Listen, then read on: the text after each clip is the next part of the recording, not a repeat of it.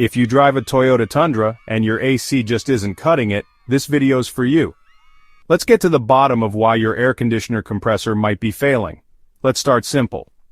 Your Toyota Tundra's air conditioner compressor is the heart of the cooling system. When it stops working, you lose that cold air, fast. One of the most common problems is a worn-out clutch. The clutch helps the compressor turn on and off. If it fails, the compressor can't do its job. Another big issue? Low refrigerant.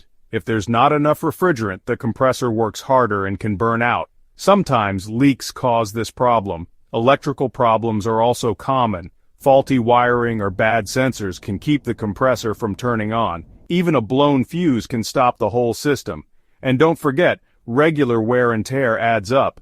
Over the years, internal parts can break down, especially in hot climates or with lots of stop-and-go driving. So if your Tundra's blowing hot air, check the clutch, refrigerant, and electrical system first. And when in doubt, ask a pro for help. Take care of your AC, and it'll keep you cool when you need it most.